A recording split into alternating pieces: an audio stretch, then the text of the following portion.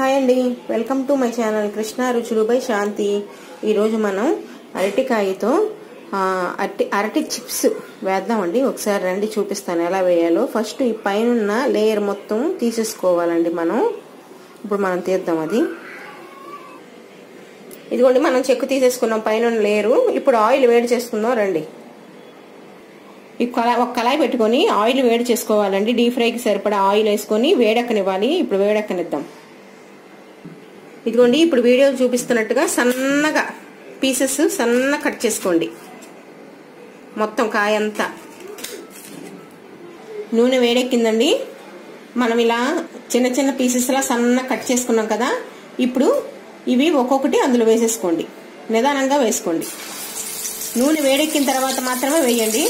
ఆ తర్వాత కొంతమంది ఏం చేస్తారంటే ఇవి వాటర్లో వేసి, వాటర్లో ఉప్పు వేసి కడిగి ఆ తర్వాత ఇందులో వేస్తారు. అలా ఏం వేయాలి, మనం డైరెక్ట్గానే చిన్న చిన్న పీసుల్లా కట్ చేసి అందులో వేసేసాం. ఇలా వేయండి, బాగుంటుంది. సిమ్లో పెట్టండి, లో ఫ్లేమ్లో, హైలో వద్దు, మాడిపోతాయి. మనమేం వాటర్లో వేయకుండానే డైరెక్ట్గానే మనం కట్ చేసి ఆయిల్లో వేసేసాం. అవి లైట్గా ఏగేలోపు మనం పని చేద్దామండి. ఇప్పుడు ఒక చిన్న గిన్నె తీసుకొని ఇదిగోండి సాల్ట్ కొంచెం వేయండి. కొంచెం నీళ్ళు పోయండి. ఎక్కువ వద్దు, కొంచెం పోయండి. మనం ఇలా స్పూన్తో ఈ వాటర్ కలిపెట్టుకొని ఈ ఆయిల్ ఉంది కదండి, ఇప్పుడు అవి వేగుతున్నాయి కదా, వాటిని అంతటినే అలా జల్లెల్లోకి పట్టేసుకోండి మొత్తం. ఇప్పుడు ఈ సాల్ట్ వాటర్ ఉంది కదండి, ఈ సాల్ట్ వాటర్ వాటి మీద చల్లండి, అన్నిటికి అంటుకునేలాగా.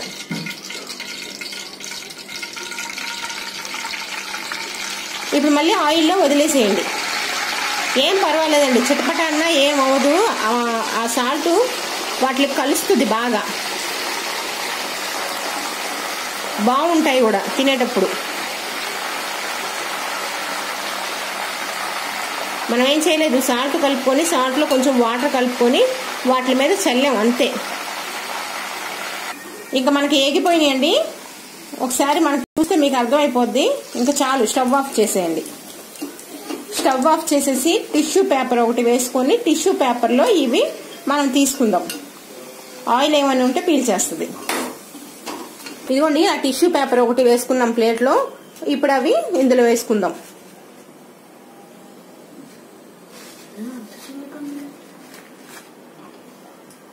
ఇలా జల్లెడ ఒకటి తీసుకున్నాం కదా. ఇప్పుడు ఆ వేసిన చిప్స్ పైన జల్లెడ ఒకటి పట్టుకొని ఇప్పుడు కారం మనం ఏం చేయాలంటే ఈ జల్లెడ మీద వేయండి. కారం వేసి చల్లండి మొత్తం. అలా జల్లెడ మీద నుంచి అయితే బాగా వస్తుందండి కారం, అన్నిటికి పట్టుద్ది. అందుకని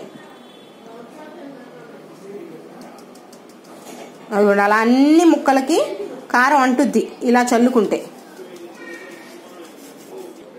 ఇప్పుడు బ్లాక్ పెప్పర్, ఇప్పుడు అవన్నీ ఆ కారం ఆ బ్లాక్ పెప్పర్ కలిసేలాగా మొత్తం ఒకసారి కలుపుకోండి బాగా.